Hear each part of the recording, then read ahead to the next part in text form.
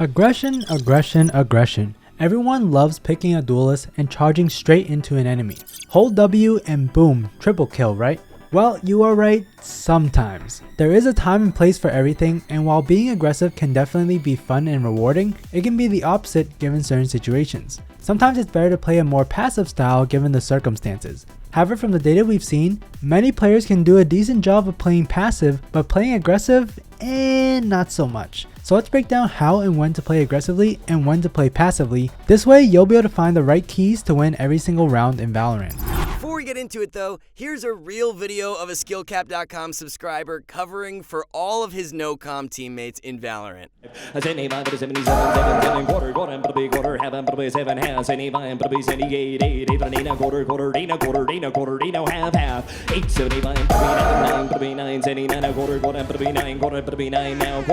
Sold your way, 79. Remember, if you're really looking to climb this act, be sure to check out SkillCapped.com, link in the description below. First up, what exactly is an aggressive play? Do you just fearlessly W key and run straight at an enemy going for a raw aim duel? Well, yes, that's one way to put it. Essentially, aggressive plays involve pushing the enemy with the intention to grab kills. However, there's many ways that you can make aggressive plays more dynamic than just running in.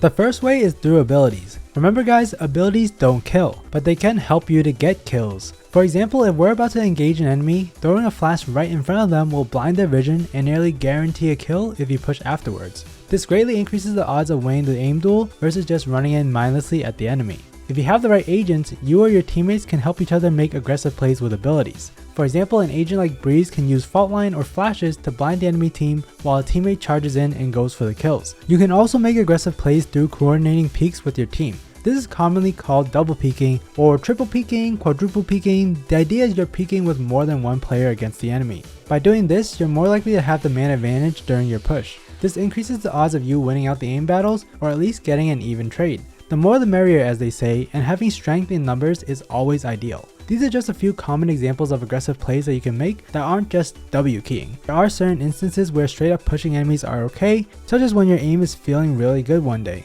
In most cases though, you want to add an extra layer to your push to increase your chances of winning. Now we'll get into when you want to be aggressive in a second, but we want to clarify one point first. When making aggressive plays, one of the main intents is to get kills, but it's also to get information. If you aggressively push onto a choke point, it's okay if you don't find anyone there and get a kill. This still helps to knock out a possible position and give the team a better idea of where players actually are. Now you and your team can rotate and reposition to better prepare for the enemy. Just make sure you communicate that the coast is clear after your push. With that being said, when should we play aggressive? Let's start from the very beginning of a round. Players love to push aggressively at the start of the round. This is important to do as it can help snag your team an early pick or just find information like we just talked about. Particularly on attacker side, you need to create space to get into sites, so aggressively going through a choke point can help create that space. At low ranks, charging in at the very start of a round can be pretty effective, particularly if you add the double peaks or ability usage that we mentioned before. The odds of you winning a fight or taking control of an area with your pushes will be quite high if you do this. If you go in by yourself though, unless you feel very confident that you're the better player, you're essentially going into a 50-50 aim duel. Or if the enemy uses abilities on you, you'll be at the disadvantage. For this reason, we recommend always having backup with your initial fights. If you synchronize your push with abilities such as flashes and smokes to isolate the enemy player, you'll be rocking their world. So we have the start of the round out of the way. Now let's get into more specific situations where you want to be aggressive. The first situation is when you and your team are surrounded. In this clip, we're on the attacker side and are defending the A site. Our positions are pretty good at the start, with 4 players spread out on site and 1 player watching flank. Things start to collapse though when an enemy starts to flank and kills off our player that was watching it. This is a bad situation now. We're all stuck on site and are surrounded. For this reason, it's not good to just stay in place and let the enemy pinch you. Therefore, to prevent that from happening, you want to push one direction and clear them out. That's exactly what me and my teammates do. We double push cave and eliminate the flank worry. My teammate does end up going down, but I was able to trade the frag. Again, this showcases the importance of peeking with teammates so that you never end up negative during an exchange. With that aggressive push, we can now focus the rest of our attention towards the back of A and middle door where the remaining enemies are coming from. To give perspective on what can happen if we didn't go for this push, we'll use this clip where the enemy gets a good flank on my teammates and we end up in a 1 versus 2 situation. Our KO is surrounded where one player is in arcade and the other is in B main. KO decides to stay in place and as a result has to constantly flick back and forth between these two choke points. This then gives time for the enemies to reposition and peek at the same time from two angles. The situation was impossible to win at this point. However, there was a 1 second opportunity where our KO could have pushed B main to take a 1 vs 1 duel before the arcade player could have got to him. This would have been the ideal play to make given the circumstances. The other option would have been to back up to Canteen where the B main player wouldn't be able to see him. This will allow him to focus on arcade prior to going back to B main for the second player.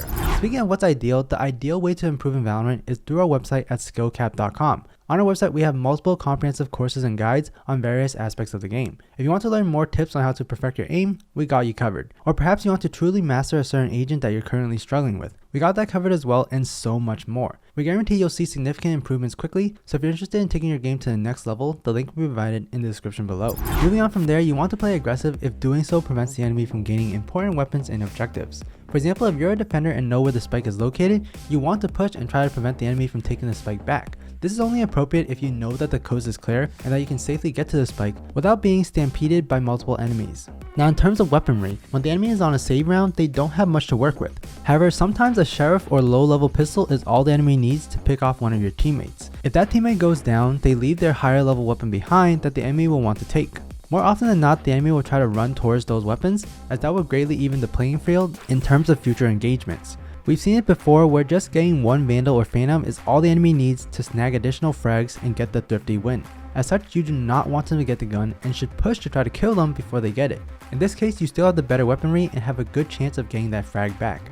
This only applies when going against enemies that are saving though. If the enemy already has good weapons, there's no point in defending a similar level weapon as the enemy won't really care for it. That brings us into our next point though. When the enemy has a man advantage early on, you want to play aggressive and find a frag back. If you get into a full-on fight against the enemy team, it's going to be hard to win if it's 4 vs 5. Because of that, you want to try to find a pick to even it out before that full-blown engagement occurs. This is particularly true when you lose a player early on the defender side. It's hard to hold down sites with less players. This is because with less players, you have to divide and spread your players out further to ensure every choke point is covered. This setup makes it easier for attackers to group up and overwhelm 1 or 2 points for a site hit. So if you're able to find a quick trade back, that will make things much more manageable. This can help turn the situation back into a 4 vs 4 or better, making it harder for the attackers to overwhelm you.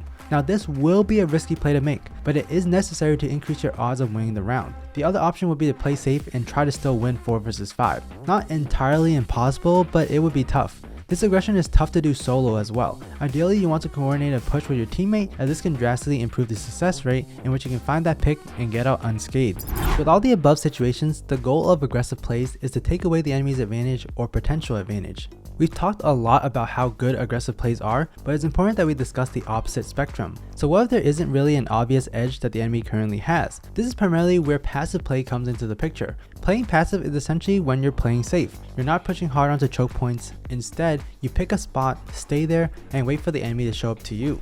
Once they show up, you hit them with an appropriate utility and you shoot them down as they line up onto your crosshair. To give a quick example, on defense, passive play would include you staying close to the site, throwing down smokes, mollies, sage walls, any utility that provides stalling power. From there, you continue staying on the site and wait for the enemy to eventually arrive to you. Now I know playing passive is boring. However, just like with aggressive plays, there's a time and place where you want to be more passive.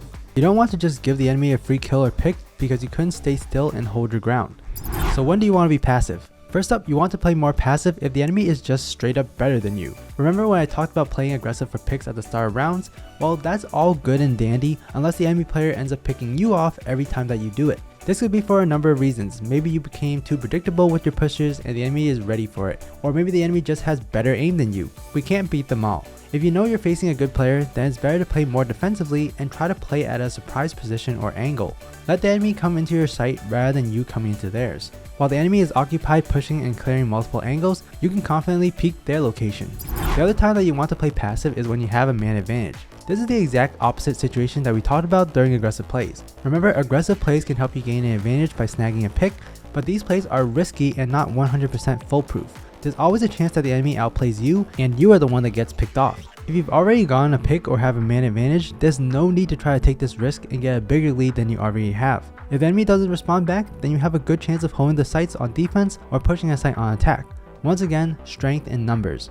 Get the advantage that you're looking for and then ride that edge through the rest of the round. You just have to play passive and relax. We've seen it many times where players get antsy and go for more. In most cases when they do this, they're punished for it. The numbers even back out and you might have lost crucial map control for your team, which makes it easier for the enemy team to win. Get that pick you were looking for and keep it passive the rest of the round. That's all we have for today's video. If you follow these tips, you'll find yourself better capable of turning the tide of rounds with aggression, but also keeping advantages to secure rounds with passive plays.